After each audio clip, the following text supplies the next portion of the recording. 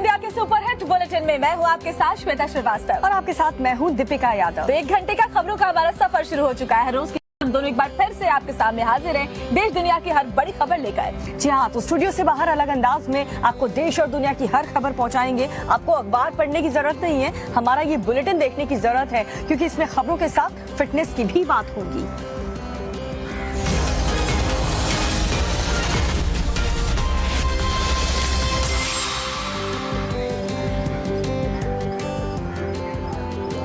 तो morning time के superhit bulletin की शुरुआत हम करने वाले हैं बिहार से आई एक हैरान कर देने वाली खबर के साथ, क्योंकि सिवान में पुलिस वालों पर कुछ लोगों ने हमला कर दिया। जी हाँ, एक अस्पताल के अंदर ये पूरी मारपीट होती रही। ये मारपीट हुई क्यों, ये आपको रिपोर्ट में दिखा देते हैं।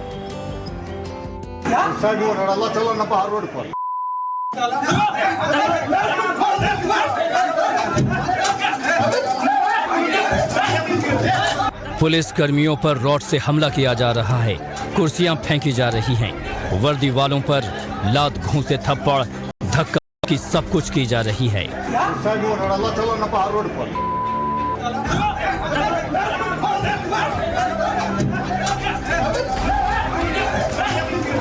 एक बार फिर से देखिए क्या गदर मचा हुआ है। अस्पताल की बिल्डिंग मानो किसी अखाड़े में तब्दील हो गई हो। हर तरफ से पुलिस वालों पर वार किए जा रहे हैं।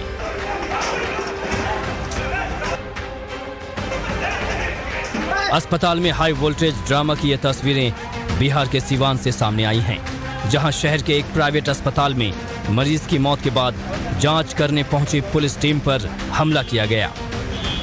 इस हमले में एक एएसआई समेत 2 पुलिसकर्मी घायल हो गए, जिन्हें इलाज के लिए सिवान सदर अस्पताल भेजा गया। लास्ट परसेंट डेट किया, विवाद शांत हो गया था।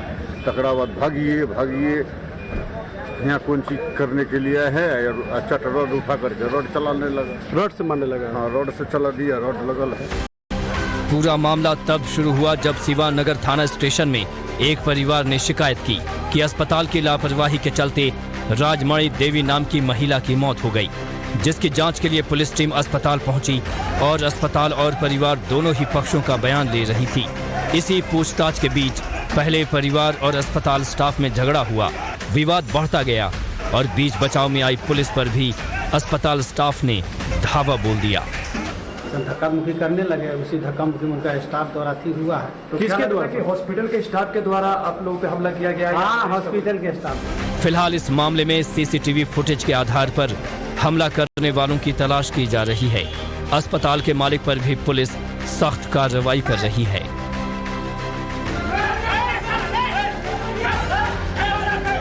बिहार की बात चलिए, मैं आपको लिए चलते हैं मध्य प्रदेश के शाहजहांपुर, जहां पर सड़क हादसे की हैरान करने वाली तस्वीर सामने आई है। कार सवार ने एक बाइक को जबरदस्त टक्कर मार दी। इस पूरी घटना का सीसीटीवी फुटेज भी सामने आया है और इसी के आधार पर आरोपी ड्राइवर की तलाश भी पुलिस की टीम कर रही है।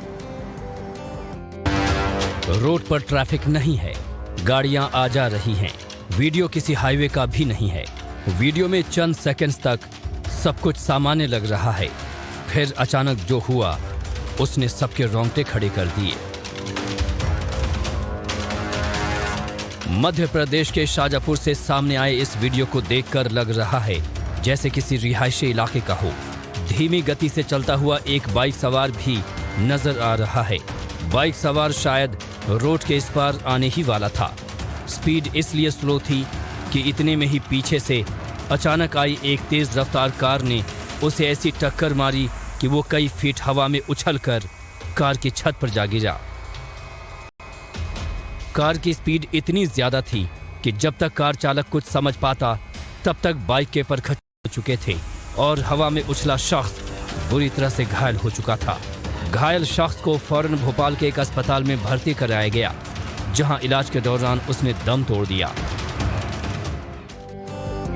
और एमपी के शाहजहांपुर के अलावा हरियाणा में भी कुछ ऐसा ही मामला सामने आया है, जहां पर एक दर्दनाक सड़क हादसा हुआ। हाईवे पर खड़े ट्रक से पहले कार टकराई, उसके बाद एक बाइक भी फिसलती हुई इससे जा टकराई और इस पूरे दुर्घटना में 5 लोगों की मौत हो गई। सड़क पर अफरा तफरी मची है, सड़क पर भीड़ जमी है। भीषण सड़क हादसे का ये वीडियो हरियाणा के हिसार से सामने आया है, जहां हरियाणा के नेशनल हाईवे 9 पर एक खड़े ट्रक में पहले कार टकराई और फिर इस हादसे में बाइक भी ट्रक के नीचे आ गई। बारिश के चलते हाईवे पर काफी फिसलन थी, जिसके चलते बाइक सवार भी हादसे का शिकार हो गया। टक्कर इतनी जोरदार थी कि मौके पर ही 5 लोगों की मौत हो गई। ये अलग अलग गांव के थे, 3 खरकड़ा के है, 1 भाटोड़ का है और ये 5 एक्सपायर हो गए। तो किस चीज़ के साथ ये साइड में एक रोड के ऊपर एक ट्रक खड़ा था।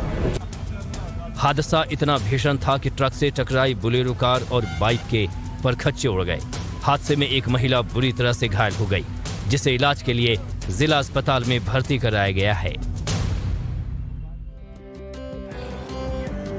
और चलिए खबरों में आगे बढ़ते हुए बात करते हैं कर्नाटक की। कर्नाटक से भी बेहद हैरान करने वाली खबर आई है, जहां पर पुलिस की धौंस वीडियो में कैद हो गई। पूरा मामला था क्या, कैसे महज एक ऑटो ड्राइवर की कार टकरा जाने से ये पूरा की पूरी घटना को अंजाम दिया गया, रिपोर्ट दिखाते हैं।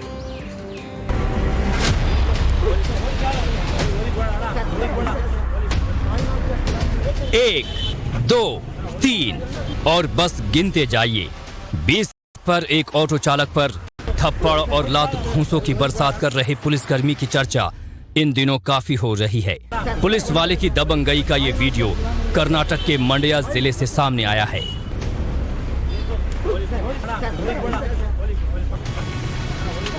सड़क पर बेरहमी से पीट रहे ऑटो ड्राइवर के साथ वर्दी वाले का ये बर्ताव इसलिए है क्योंकि ऑटो वाले से गलती से पुलिस वाले की बाइक में पीछे से टक्कर लग गई। इसके बाद क्या था, खाकी का रौब दिखा रहे पुलिस ने ऑटो ड्राइवर पर एक के बाद एक कई थप्पड़ जड़े। उनका मन नहीं माना तो घूंसे भी बजा दिए। सड़क पर मौजूद किसी शख्स ने वीडियो बनाकर सोशल मीडिया पर पोस्ट कर दिया। वीडियो वायरल होते ही कांस्टेबल को सस्पेंड कर दिया गया।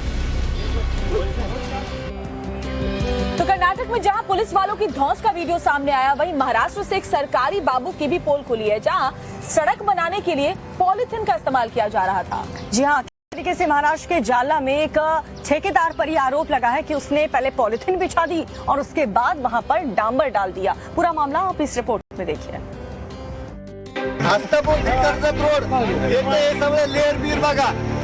पंतप्रधान हे प्रताप पंतप्रधान ग्राम सड़क योजनेतला रोड है। सड़क के नाम पर भ्रष्टाचार तो आपने कई सुने होंगे, लेकिन महाराष्ट्र के जालना के गांव के रहने वाले लोग जो दिखा रहे हैं वो सोचने पर मजबूर करता है कि आज के भारत में भी सड़क जैसी बुनियादी सुविधा के नाम पर गांव वालों को बहकाया जाता है। पंतप्रधान हे प्रताप पंतप्रधान ग्राम सड़क योजनेतला रोड है। गांव में बड़ी मुश्किलों के बाद प्रधानमंत्री ग्राम सड़क योजना के तहत सड़क पहुंची थी, लेकिन वो भी ऐसी बनाई गई कि जिसका होना और न होना मानो बराबर है। तो आखिरकार गांव को ठेकेदार के इन करतूतों का पर्दाफाश करना पड़ा। वो सच्चाई दिखानी पड़ी जिसकी हमने, आपने और इन गांव वालों ने कल्पना भी नहीं की थी। सड़क के नाम पर पहले पॉलीथीन बिछाई गई, फिर ऊपर से डांबर भी जो डाला गया वो भी ऐसा कि जैसे कोई कारपेट बिछाया गया हो। सड़क देखकर आप भी अंदाजा लगा सकते हैं कि बिना बजरी डाले ही पॉलीथीन के ऊपर सस्ते डांबर की जो परत लगाई गई है उसकी पोल तो खुलनी ही थी। ये सड़क अंबाद तालुका में बनाई गई है। इसे प्रधानमंत्री ग्राम सड़क योजना के तहत बनाया गया है। मामले में फिलहाल ठेकेदार के खिलाफ शिकायत दर्ज नहीं की गई है। स्थानीय रिपोर्ट्स में सड़क को जर्मन टेक्नोलॉजी से बना हुआ बताया जा रहा है, लेकिन इसके उलट सड़क की सच्चाई सारे राज खुद ब खुद खोल रही है।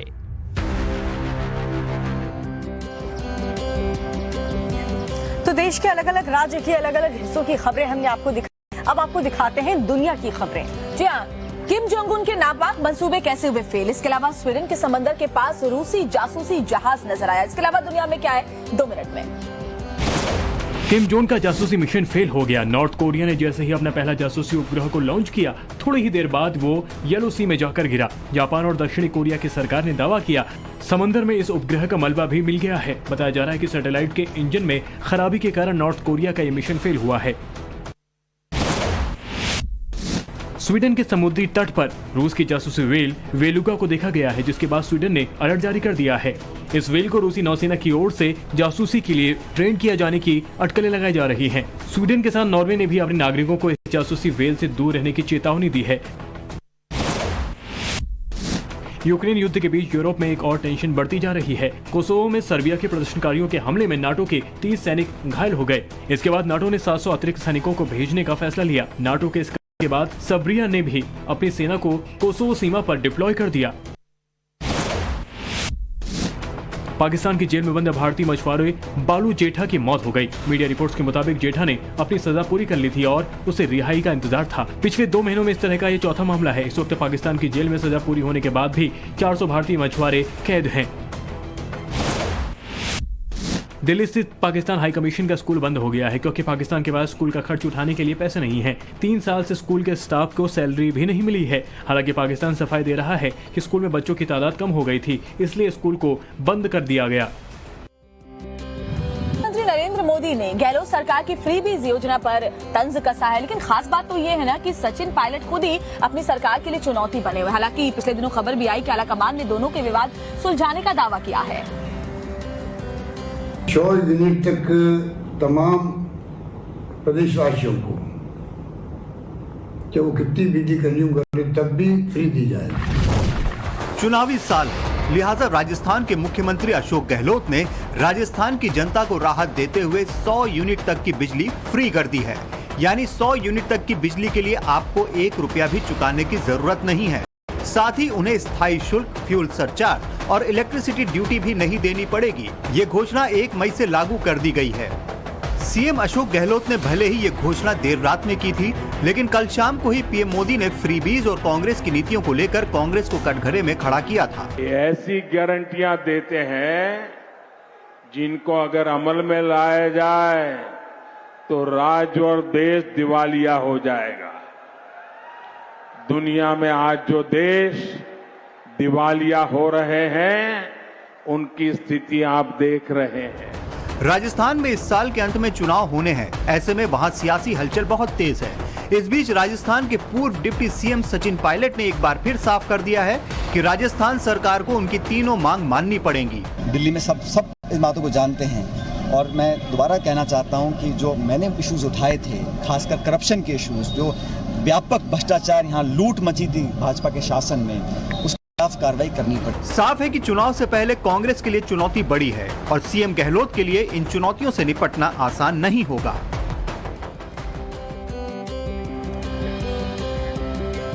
तो राजस्थान में कांग्रेस उलझी पड़ी है, तो केंद्रीय मंत्री स्मृति ईरानी के एक दाव से कांग्रेस चित होती नजर आ रही है। दरअसल कांग्रेस ने स्मृति ईरानी को ट्वीट के जरिए घेरने की कोशिश की थी और स्मृति ईरानी ने अपने अलग ही अंदाज में जवाब दिया और जबरदस्त अंदाज में कांग्रेस को आईना दिखाया। लेकिन खास बात ये रही कि अमेठी की लड़ाई अब अमेरिका तक पहुंच चुकी है।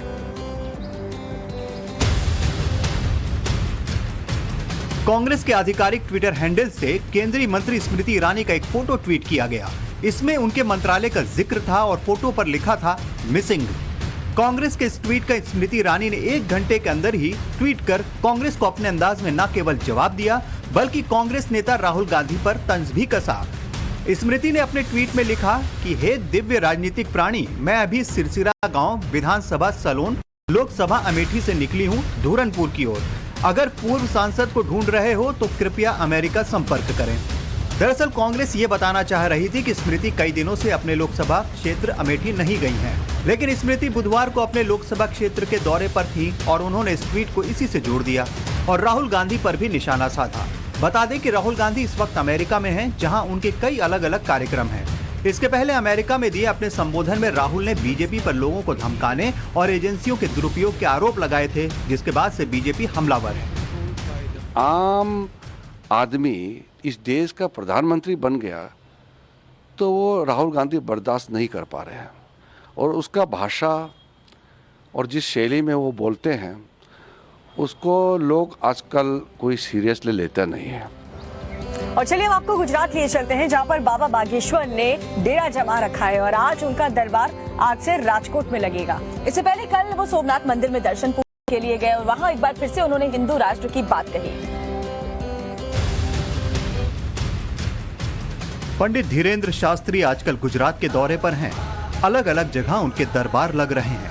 अब अगले 2 दिन वो राजकोट में रहेंगे। इस बीच बाबा बागेश्वर बुधवार को सोमनाथ मंदिर में दर्शन के लिए पहुंचे।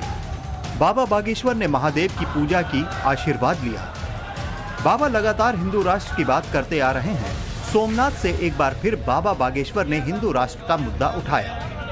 अब ये चढ़ाई, ये पत्थर फेंकना, रामचरितमानस को फाड़ना, भगवान राम की यात्रा पर पत्थर फेंकना, ये सब बंद तभी होंगे जब भारत हिंदू राष्ट्र होगा। क्या मानते हैं कब हिंदू राष्ट्र हो सकता है? बहुत जल्दी। जिस दिन आप जैसे लोग जग गए, समझदार लोग, उसी दिन हिंदू राष्ट्र घोषित हो गया।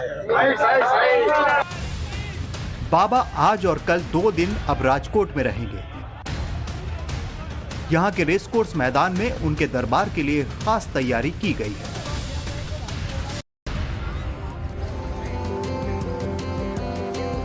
और चलिए आगे बढ़ते हुए बात करते हैं पहलवानों के प्रदर्शन की। पहलवान अपने मेडल गंगा में बहाने के लिए हरिद्वार पहुंचे थे और दूसरी तरफ बीजेपी सांसद बृजभूषण शरण सिंह ने ये कहा है कि अगर एक भी आरोप सही साबित हुआ तो मैं खुद फांसी पर चढ़ जाऊंगा। हालांकि इन सांसद के खिलाफ अलग अलग जगहों पर जबरदस्त तरीके से प्रदर्शन हो रहा है, लेकिन पूर्व क्रिकेटर सचिन तेंदुलकर के घर के बाहर भी कुछ पोस्टर्स लगे हैं। आखिर ऐसा क्यों, आप देखिए इस रिपोर्ट में। इस सांसद बृजभूषण शरण सिंह पर बेहद गंभीर आरोप लग रहे हैं, लेकिन वो अपनी बात पर कायम हैं। पहलवानों ने उन पर शारीरिक शोषण तक के आरोप लगाए हैं, लेकिन बृजभूषण का कहना है कि एक भी आरोप सही साबित हुआ तो वो खुद को फांसी लगा लेंगे। और मैंने उसी दिन कहा, कब हुआ, कहां हुआ, किसके साथ हुआ, और मैंने एक बात ये भी कहा था, अगर एक भी आरोप मेरे ऊपर साबित हो जाएगा तो बृजभूषण सिंह स्वयं फांसी पर लटक जाएंगे, किसी को कहना नहीं होगा। खुद को इंसाफ ना मिलता देख पहलवान अपने मेडल गंगा जी में बहाने हरिद्वार पहुंच गए थे, तो दूसरी तरफ बुधवार को बृजभूषण यूपी के बाराबंकी पहुंचे और लोधेश्वर महादेव मंदिर में पूजा की। इस बीच पहलवानों के प्रदर्शन में विपक्ष भी कूद पड़ा है। आज पश्चिम बंगाल में टीएमसी तो चंडीगढ़ में यूथ कांग्रेस प्रदर्शन करेगी, तो वहीं किसान नेता नरेश टिकैत ने मुजफ्फरनगर के शोरम में महापंचायत बुलाई है। जयपुर में एनएसयूआई कार्यकर्ताओं ने बीजेपी कार्यालय के बाहर प्रदर्शन करने का फैसला लिया है। इसे देखते हुए सुरक्षा के कड़े इंतजाम किए गए हैं। ये तस्वीरें मुंबई की हैं, जहां पूर्व क्रिकेटर सचिन तेंदुलकर के घर के बाहर मुंबई यूथ कांग्रेस ने पोस्टर लगा दिए हैं। इस बात का विरोध हो रहा है कि सचिन और उनके जैसे दूसरे बड़े खिलाड़ी इस मुद्दे पर खामोश क्यों हैं। और अगली खबर मणिपुर से है, जहां पर गृह मंत्री अमित शाह मणिपुर के दौरे पर हैं और अशांत मणिपुर को शांत करने के लिए युद्ध स्तर पर अमित शाह डटे हुए हैं। कल उन्होंने अलग अलग समुदाय के लोगों से बातचीत की, उन्होंने राहत शिविर का दौरा भी किया। इसके अलावा आज इम्फाल में एक प्रेस कॉन्फ्रेंस को भी वो संबोधित करने वाले हैं।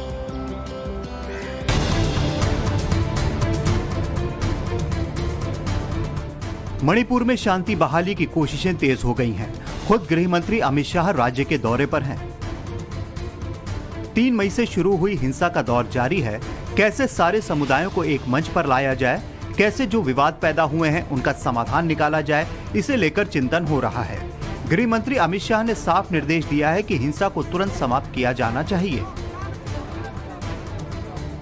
आज अमित शाह इम्फाल में एक महत्वपूर्ण प्रेस कॉन्फ्रेंस करने वाले हैं।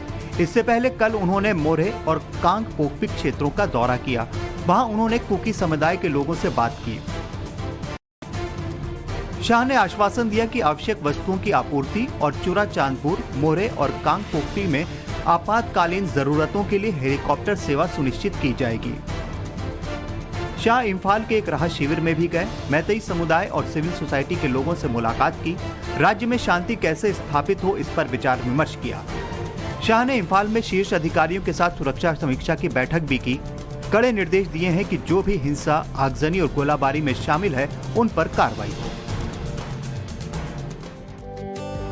तो देश की पॉलिटिकल खबरें तो आगे भी हम आपको दिखाएंगे, लेकिन वायरल क्या कुछ है दीपिका, वो भी देखना जरूरी है। बिल्कुल, आज के ट्रेंडिंग वायरल वीडियोस में क्या है खास, 2 मिनट में आपको दिखाते हैं। ये वीडियो सोशल मीडिया पर तेजी से वायरल हो रहा है। वीडियो में एक स्कूटी सुपर बाइक को टक्कर देती नजर आ रही है। देखते ही देखते स्कूटी एक के बाद एक बाइक और कार से आगे निकल जाती है। जिसने भी इस स्कूटी चला शख्स का वीडियो देखा वो हैरान और दंग रह गया। सोशल मीडिया पर यूजर्स ने शख्स को ऐसी राइडिंग नहीं करने की सलाह दी है। अब ट्रैफिक नियमों का उल्लंघन कर रहे इस वीडियो को देखिए। वीडियो में चलती कार के ऊपर एक शख्स पुशअप लगा रहा है, तो वहीं शख्स के कुछ दोस्त कार के गेट पर बैठे नजर आ रहे हैं। बीच सड़क ट्रैफिक नियमों को ताक पर रखकर इन युवकों का किसी ने वीडियो बनाकर गुरुग्राम ट्रैफिक पुलिस को टैग कर दिया, जिसके बाद यूजर्स ने इन युवकों को जमकर लताड़ लगाई है। सोशल मीडिया पर वायरल हो रहा ये वीडियो तेजी से धमाल मचा रहा है। सरदार नागिन डांस करते नजर आ रहे हैं। 5 सरदार बीन बजा रहे हैं, जबकि 2 सरदार नागिन डांस कर रहे हैं। इंटरनेट पर अब यूजर्स इस वीडियो का जमकर लुत्फ उठा रहे हैं।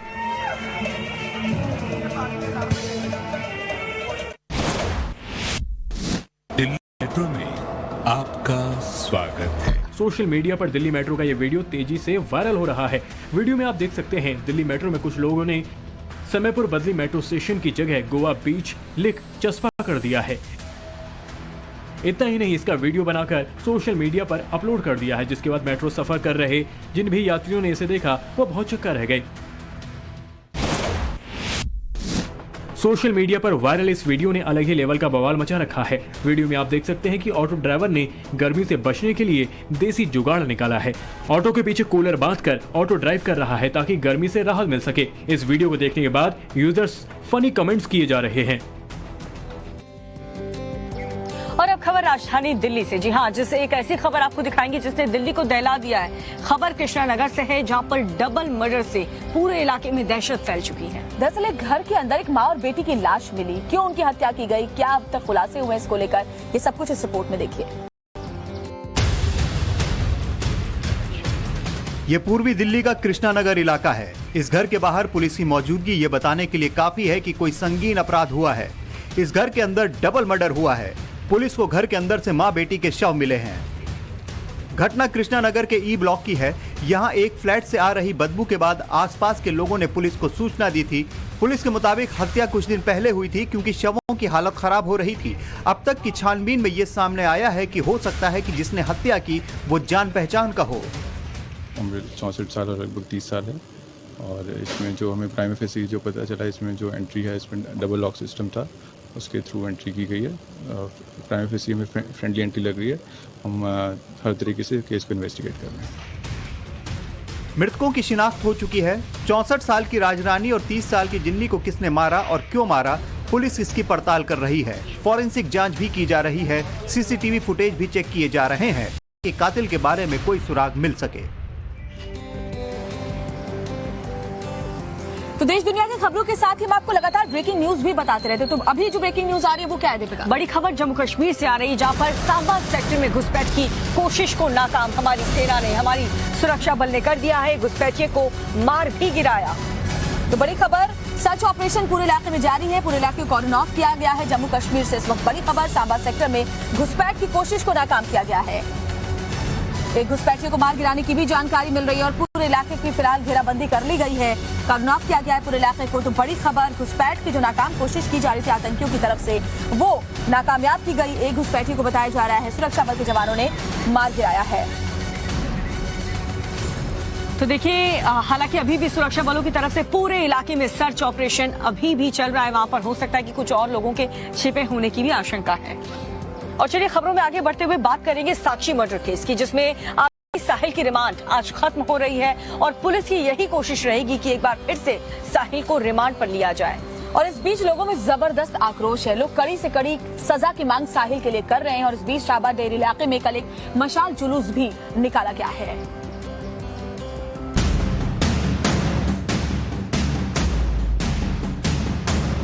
साक्षी को न्याय दो, हत्यारे को फांसी की सजा दो, ये मांग है लोगों की।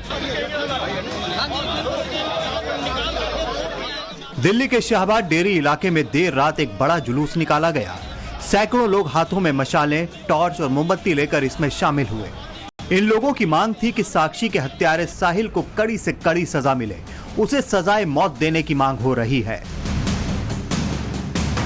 साक्षी हत्याकांड में गिरफ्तार साहिल को कोर्ट ने पुलिस को 2 दिन की रिमांड पर भेज दिया था। ये रिमांड आज खत्म हो रही है।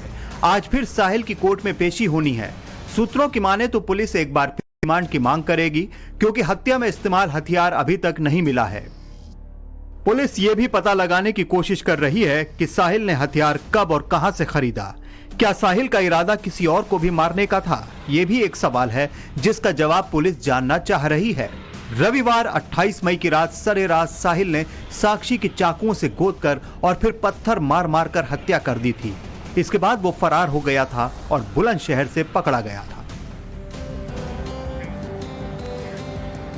तो हर एंगल से जांच की जा रही है। साक्षी मर्डर केस की जांच लव जिहाद के एंगल से भी हो रही है और एक ऐसा ही मामला उत्तर प्रदेश के प्रतापगढ़ से भी सामने आया है, जहां पर पीड़ित लड़की ने आरिफ नाम के एक शख्स पर गंभीर आरोप लगाए हैं। आरोप यह है कि आरिफ जबरदस्ती धर्म बदल करके शादी करने का दबाव बना रहा था और तो और अब परिवार वालों को जान से मारने की धमकी भी दे रहा है। राजस्थान के प्रतापगढ़ जिले की एक हिंदू लड़की ने लव जिहाद के मामले में शिकायत दर्ज कराई है। नाबालिग लड़की के पिता ने आरिफ खान नाम के लड़के पर अपनी बेटी को धर्म परिवर्तन करने के लिए उकसाने, अपहरण, आत्महत्या और शारीरिक शोषण का आरोप लगाया है। जामपुर का लड़का आया, वो जबरदस्ती से ले गया और आरिफ ने कहा कि साहिना रखेगा मैं तेरा नाम, और साहिना ही रहेगा, और ये धमकी आरिफ ने दी। पीड़ित लड़की आरिफ खान से सोशल मीडिया ऐप इंस्टाग्राम पर मिली थी। दोनों के बीच बातचीत होने लगी। आरिफ ने पहले पीड़ित लड़की का भरोसा जीता और लड़की को किडनैप कर अपने साथ अजमेर दरगाह ले गया, जहां उसका शारीरिक शोषण किया। उसके बाद कुछ फोटोज निकाले मेरे ऐसे वैसे, और उसके बाद उसने बोला अगर तू मेरे से मिलने नहीं आई तो मैं फोटो वगैरह वायरल कर दूंगा, और बहुत सारी गालियाँ भी दी थी। और उसके बाद ने बोला तो अगर तूने मेरे छोरे को छुड़ाए तो तेरे को जान से मार दूंगा। फोटोज के बल पर आरिफ लड़की को ब्लैकमेल करने लगा। इसके बदले आरिफ चाहता था कि लड़की अपना धर्म बदलकर उससे शादी कर ले। इतना ही नहीं, आरोपी आरिफ ने लड़की और उसके घर वालों को जान से मारने की धमकी भी दी। मेरे पास खबर आई कि यहाँ से बच्ची को ले जाओ, और दूसरी बात है उसने क्या किया है या क्या नहीं किया है, जबरदस्ती से काम किया, इसके साथ गद्दारी। बहरहाल बेटी को इंसाफ दिलाने के लिए लड़की के पिता ने शिकायत दर्ज कराई है। उनकी मांग है कि आरोपी आरिफ को उसके किए की सजा दी जाए। फिलहाल पुलिस ने मामले में जांच तेज कर आरोपी की तलाश शुरू कर दी है। महाराष्ट्र के मुख्यमंत्री एकनाथ शिंदे ने एक बड़ा फैसला लिया है और इस फैसले के तहत अहमदनगर का नाम बदलने का फैसला लिया गया। देखिए, हाल के दिनों में महाराष्ट्र के कई शहरों के नाम बदले गए, खासतौर पर मुगल कालीन जो नाम थे उनको बदला गया है। और खास बात यह है कि विपक्ष ने भी सरकार के इस फैसले का स्वागत किया है। महाराष्ट्र का अहमदनगर अब अहिल्याबाई होलकर के नाम से जाना जाएगा। अहिल्याबाई होलकर की जयंती के दिन राज्य के मुख्यमंत्री एकनाथ शिंदे अहिल्याबाई के जन्म स्थल पहुंचे थे। इस दौरान उनके साथ डिप्टी सीएम देवेंद्र फडणवीस भी मौजूद थे। इस मौके पर एकनाथ शिंदे ने अहमदनगर का नाम अहिल्याबाई होलकर करने का ऐलान किया। अहमदनगरचं नाव अहिल्यादेवी होळकर।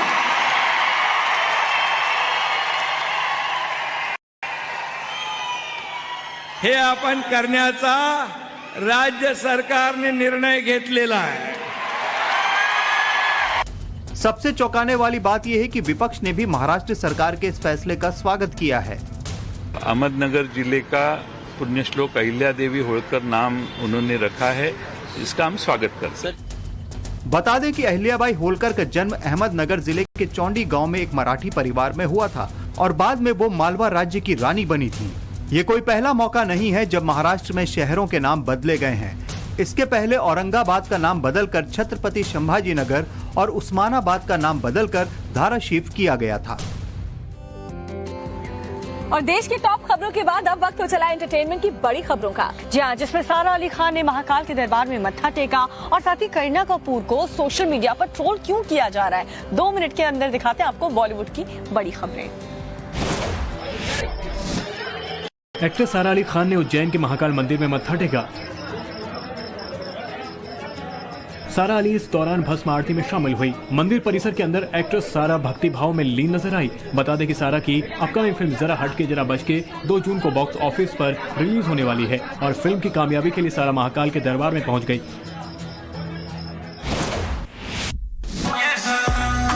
एक्ट्रेस करीना कपूर हाल ही में मुंबई एयरपोर्ट पर स्पॉट हुई थी। इस दौरान करीना के फैन उनके साथ सेल्फी लेने के लिए बेताब हो गए, लेकिन करीना ने सेल्फी लेने से इनकार कर दिया और फैंस को इग्नोर कर करीना आगे बढ़ गई। बॉलीवुड की बेबो का यही बर्ताव सोशल मीडिया पर वायरल हो गया, जिस पर ट्रोलर्स ने करीना को निशाने पर ले लिया।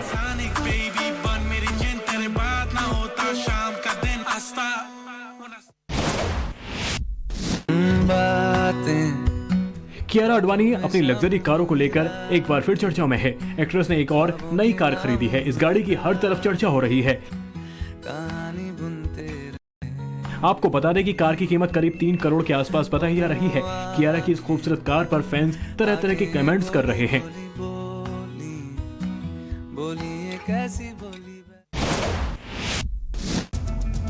आमिर खान ने फिल्म लाल सिंह चड्ढा सुपर फ्लॉप होने के बाद कुछ समय के लिए फिल्मों से ब्रेक ले लिया था, लेकिन अब फिल्मों में वापसी को लेकर आमिर खान ने बड़ा बयान दिया है। आमिर ने कहा कि मैं अपने बच्चों और परिवार के साथ टाइम बिता रहा हूं और जब मैं एक फिल्म के लिए इमोशनली तैयार हो जाऊंगा तब इस बारे में सोचूंगा। बता दें कि भी शाहरुख ने फिल्म 0 फ्लॉप होने के बाद परिवार के साथ क्वालिटी टाइम बिताया था।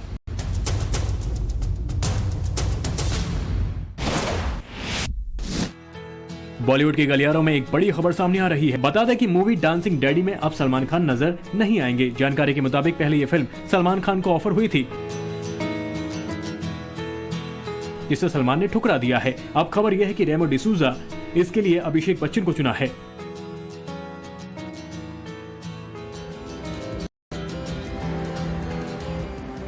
तो हम अपने बुलेटिन में आगे बढ़े श्वेता, उससे पहले बिहार के गया से एक बड़ी खबर आ रही है। बिल्कुल, जो ब्रेकिंग न्यूज इस वक्त आ रही है वो दर्शकों को बताते हैं, जहां गया में बीजेपी के नेता के घर पर बमों से हमला किया गया है। जी हां, देर रात बदमाशों ने संतोष गुप्ता के घर पर ये हमला किया है। हमले की वारदात सीसीटीवी में कैद हो गई है। घटनास्थल में 2 जिंदा बम भी बरामद हुए। बीजेपी नेता को रंगदारी की धमकियां भी पहले मिल चुकी हैं और अब इस तरीके की वारदात को अंजाम दिया गया। तो अंदेशा यही है कि जिन लोगों ने धमकियां दी थी रंगदारी को लेकर के, उन्हीं अपराधियों ने इस घटना को अंजाम दिया है। और ये देखिए तस्वीरें भी हम आपको दिखा रहे हैं, जहां पर देर रात बदमाशों ने संतोष गुप्ता के घर पर हमला किया है और बताया जा रहा है कि 2 जिंदा बम भी यहां से बरामद हुए हैं। और हमले की ये पूरी वारदात सीसीटीवी में कैद हो गई है। अब इसी के आधार पर पुलिस आगे की कार्रवाई शुरू करेगी। तो तस्वीरें आपके सामने है, बीजेपी के नेता जो है गया से उनके घर पर बमों से हमला किया गया है। और ये तस्वीरें वाकई बताती हैं कि बिहार की कानून व्यवस्था पर आखिर क्यों सवाल खड़े हो रहे हैं। और सरकार जब से बदली है तब से बीजेपी हमलावर है, ये कहते हुए कि बिहार में लॉ एंड ऑर्डर एकदम से ध्वस्त चला है। बिल्कुल, और देखिए इसी तरीके से लड़ाई झगड़े करने से ही परेशानियां बहुत ज्यादा लाइफ में भी बढ़ती हैं। गुस्से नफरत में कुछ रखा नहीं है। और हम देखते हैं श्वेता की कई बार एंजाइटी और पैनिक अटैक्स भी लोगों को आ जाते हैं, जो कि आजकल बहुत बड़ी प्रॉब्लम है। बहुत बड़ी प्रॉब्लम है और इससे निपटने का जो सबसे आसान तरीका है, जिसको हम सब अपने जीवन में अपना सकते हैं, वो है योग का।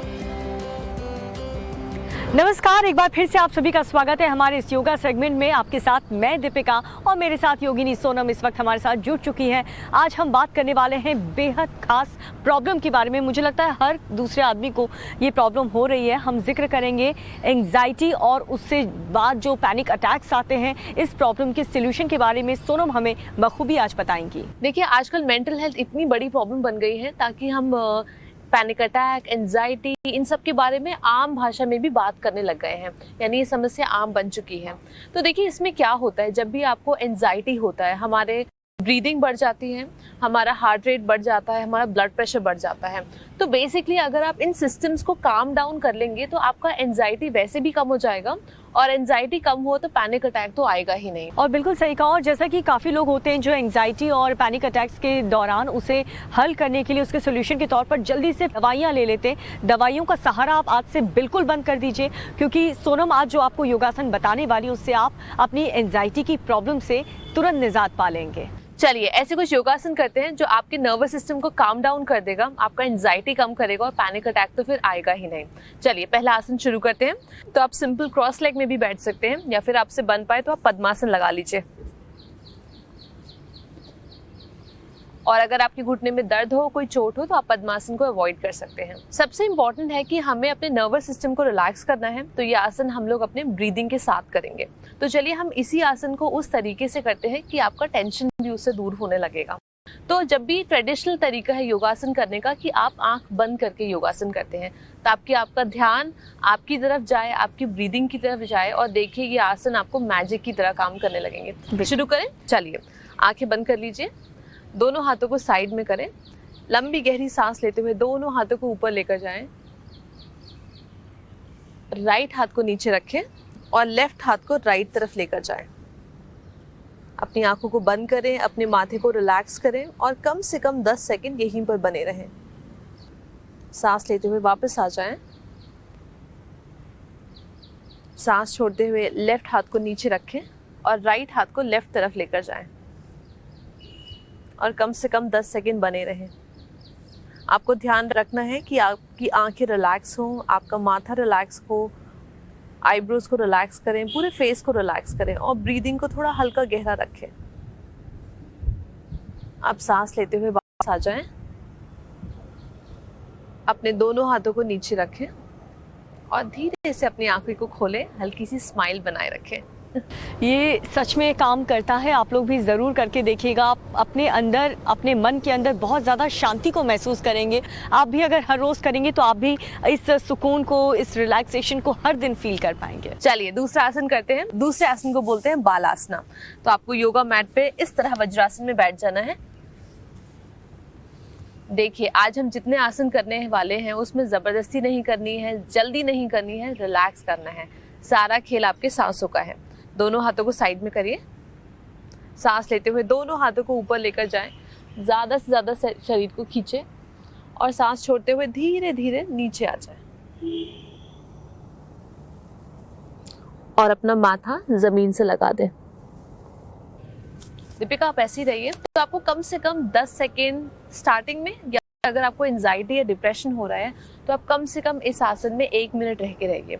देखिए इस आसन में सबसे अच्छी बात है कि आपका शरीर एकदम रिलैक्स है और साथ ही साथ आप ज़मीन की तरफ आपका सर है, तो आपको एक लेट गो, एक रिलैक्सेशन वाली फीलिंग ऑटोमेटिकली आने लगेगी। और जितना हो सके आप देखें, आप देखेंगे दीपिका की ब्रीदिंग एकदम ही रिलैक्स लग रही है। तो आपके शरीर में कोई ज़्यादा मूवमेंट ना दिखे, रिलैक्स करें, आंखों को बंद कर लें, माथे को रिलैक्स करें, फेस को रिलैक्स करें। 1 मिनट या फिर अगर आपसे नहीं बन पाए तो आधा मिनट कम से कम इसी स्थिति में रहें। तो अगला हम करेंगे प्राणायाम। देखिए जब भी हम दिमाग की किसी भी चीज़ के बारे में बात करते हैं, प्राणायाम काफ़ी कारगर है। तो आज हम सिंपल प्राणायाम करने वाले हैं, नाड़ी शुद्धि। आपने कई बार पार्क में देखा होगा, बहुत सारे लोग प्राणायाम करते हैं। कैसे देखा है आपने? यही सब, कोई कहीं भी बैठा है, आराम से बैठ करके ऐसे ऐसे किए जा रहा है। मगर आपने देखा नाक से बहुत तेज आवाज आती है। हाँ, आपको लगता है वो रिलैक्सिंग तो नहीं लगता? मुझे तो बहुत नॉइजी लगता है, नॉइजी और फोर्सफुल तो कर ही रहे हैं, दूसरे बाजू वाले को भी परेशान बिल्कुल। और मुझे लगता है उनकी आवाज बहुत दूर तक भी आती है। तो बहुत सही ढंग से करें ताकि आपको सही इसका फायदा मिल सके, ये भी जरूरी हो जाता है। और सही तरीका हमें सोनम आज बताएंगी। प्राणायाम करने का सही तरीका क्या है? सबसे पहले आप रिलैक्स होकर बैठे, क्रॉस लेग अच्छा लगता है, सुखासन या फिर पद्मासन, जिसमें भी आपको कंफर्टेबल लगता है, पहले बैठ जाएं। अपनी रीढ़ की हड्डी को सीधा रखें, लेकिन अकड़ना नहीं है, सीधा रखना है। कंधों को रिलैक्स रखें, हाथों को भी रिलैक्स रखें। आपने अक्सर देखा होगा लोग पार्क में ऐसे करके सांस लेते हैं, हमें वो नहीं करना है, वो गलत तरीका है। फोर्स नहीं करना है, हल्का सा एकदम। तो आपने ये पार्ट बंद किया, आंखों को बंद किया, माथे को रिलैक्स किया, फेस को रिलैक्स किया, बॉडी को रिलैक्स किया, दूसरे हाथ को भी रिलैक्स किया। अब धीरे से आप लेफ्ट नॉस्ट्रिल से, यानी लेफ्ट नाक से पहले लंबी सांस छोड़ें। अब लेफ्ट नाक से आप सांस लें। अब लेफ्ट नाक को आप अपनी राइट हाथ छोटी उंगली से बंद करें, लेफ्ट नाक को खोल दें और वहां से सांस छोड़ें। अब वापस आप राइट नाक से सांस लें, राइट नाक को बंद करें और लेफ्ट नाक से सांस छोड़ें। चलिए अब दीपिका इसी क्रम में कंटिन्यू करते हैं, तो देखते हैं इसमें मिस्टेक्स क्या हैं। देखिए प्राणायाम में बहुत ही सूक्ष्म मिस्टेक आती हैं, तो वो हम लोग करेक्ट करते हैं थोड़ा। तो जैसे कि आप देखेंगे, हम आपको नाक की पोजीशन और हाथ की पोजीशन दिखा देते हैं। हमें अपने नाक को दबाना नहीं है, हमें हल्का सा उसको बंद करना है बस। तो आपको नाक के सिर्फ ऊपरी भाग को हल्का सा प्रेस करना है। आप देखेंगे आपको पूरी नाक बंद करने की जरूरत ही नहीं है, हल्का इसको प्रेस किया और आप सांस लें दूसरी नाक से। अब दूसरी नाक को बंद करें और सांस छोड़ें। आप इसी क्रम को कम से कम 10 साइकिल रिपीट करें, या जितना भी आपसे बन सकता है। 10 से स्टार्ट करें, धीरे धीरे आधा मिनट, 1 मिनट जाए और 2 मिनट कम से कम बैठें, और धीरे धीरे आपकी आदत बनने लगेगी, आप आराम से 5 से 10 मिनट बैठ जाएंगे। सोनम, ऐसा क्यों कहा जाता है कि ये जो पर्टिकुलर योगासन है ये रामबाण है, हर बीमारी का इलाज है ये? देखिए, आपको मैं एक राज की बात बताती हूँ। प्राणायाम देखने में तो बहुत आसान लगता है, लेकिन चुप बैठना आसान नहीं होता। हम जैसों के लिए तो बिल्कुल ही नहीं। देखिए, अगर आपको चुप बैठना है तो आपका सिस्टम एकदम रिलैक्स होना चाहिए। कभी कभी आप देखेंगे हमसे स्पीड सीधी नहीं रखी जाती, आलती पालती मार के नहीं बैठा जाता, एक जगह में नहीं बैठा जाता, एक जगह पे नहीं बैठा जाता। तो एंजाइटी की यही तो सिम्टम है, आप एक जगह ध्यान नहीं लगा पा रहे हैं, कुछ ना कुछ आपका नर्वस सिस्टम एनर्जाइज हो रहा है, कुछ करना चाहता है, तो हम उसी हलचल को कम करेंगे, अपने शरीर और यानी कि माइंड को जो स्थिर एंजाइटी करेंगे। है सोनम, वो सिर्फ टेंशन की वजह से नहीं आता, कुछ और कारणों की वजह से भी एंजाइटी हो सकते हैं। लाइक पेशेंस नहीं है आप में, धीरज नहीं है आप में, या फिर जिस तरीके से सोनम भी बता रही हैं कि बेचैनी रहती है, हलचल बहुत रहती है। बिल्कुल, देखिए आप हमेशा देखना कि एंजाइटी यहीं से शुरू होती है। पहले आपके शरीर में हलचल, फिर दिमाग में हलचल, दोनों एक साथ बढ़ते बढ़ते बढ़ते एंजाइटी में चला जाता है और ये फिर पैनिक अटैक में बदल जाता है। तो क्या हम इसे जड़ से खत्म कर सकते हैं? बिल्कुल हाँ। कैसे? योगासन करके अपने शरीर को थोड़ा डिसिप्लिन में लाइए, बॉडी को, ब्रीदिंग को। एंजाइटी और डिप्रेशन आपसे कोसों दूर रहेगा। बहुत ज़रूरी है। देखिए, हर दवाई से आप छुटकारा पा लेंगे योग अगर आप अपना लेंगे, और हर दिन हमारा ये शो देखिए, क्योंकि हर दिन कुछ नया हम खास तौर पर आप लोगों के लिए लेकर आए हैं। हर रोज़ योगिनी सोनम हमारे साथ जुड़ेंगी आपकी हर प्रॉब्लम का सलूशन लेकर के। फिलहाल आज के इस एपिसोड में इतना ही।